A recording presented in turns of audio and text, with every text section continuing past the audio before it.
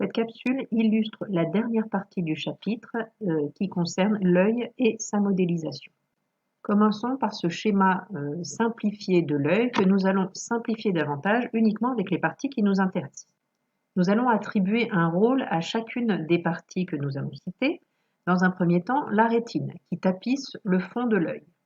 Ensuite, nous nous intéresserons à l'ensemble constitué de l'iris, c'est-à-dire la partie colorée de votre œil, et la pupille, le rond noir qui se trouve au centre de l'iris. Et enfin, la dernière partie qui va nous intéresser est le cristallin. Vous reconnaîtrez ici une forme caractéristique que nous avons vue dans ce chapitre, c'est une lentille. Les bords sont plus minces que le centre, c'est donc une lentille convergente. Intéressons-nous dans un premier temps à l'ensemble constitué de l'iris et la pupille. Vous avez déjà tous constaté que la taille de votre pupille peut varier en fonction de la luminosité. Plus nous approchons la lumière, plus la pupille va rétrécir. Nous pouvons faire l'analogie avec le diaphragme de l'appareil photo. Lorsque la luminosité est importante, le diaphragme s'ouvre peu. Lorsque justement il n'y a pas de lumière, on va constater que le diaphragme va avoir besoin de s'ouvrir davantage pour faire entrer un maximum de lumière pour pouvoir faire correctement la photo.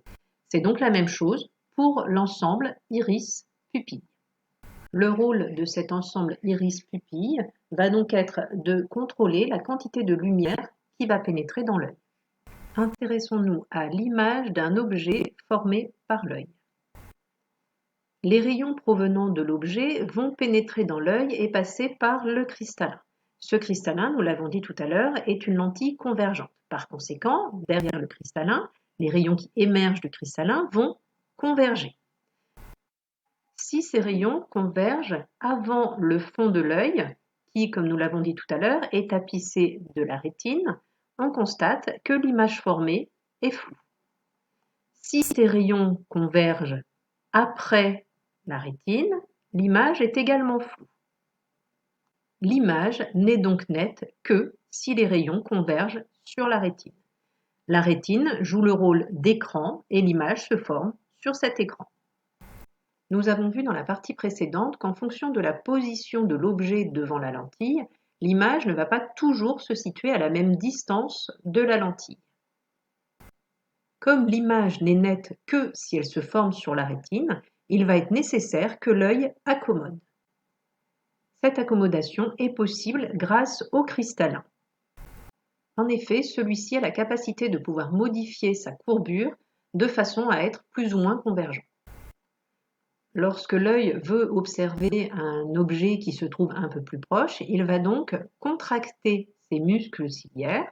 Et là, par exemple, nous voyons que la lettre F se forme nettement sur la rétine.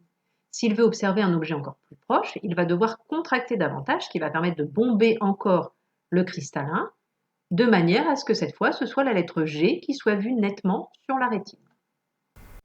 Cette modification de courbure du cristallin entraîne une modification de la distance focale du cristallin. On peut donc considérer que le cristallin est une lentille convergente à distance focale variable. Pour résumer, l'œil est donc un instrument optique qui va permettre de former l'image d'un objet.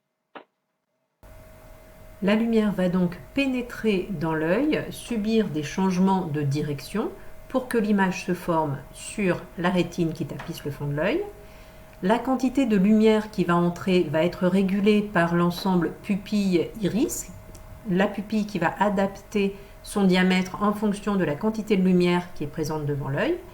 Et c'est l'ensemble constitué du cristallin et on lui associe parfois la cornée qui est la partie superficielle de l'œil qui va permettre de jouer le rôle de lentille convergente pour former cette image.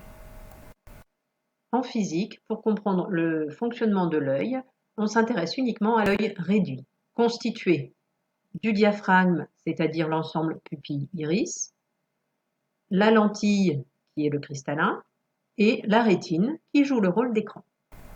En physique, nous modélisons l'œil sous cette forme, en montrant bien le diaphragme qui fait entrer une partie de la lumière, le cristallin qui est représenté comme les lentilles convergentes comme nous l'avons appris, et la rétine qui constitue l'écran. Cette capsule est terminée, vous pouvez recopier la partie du cours correspondante.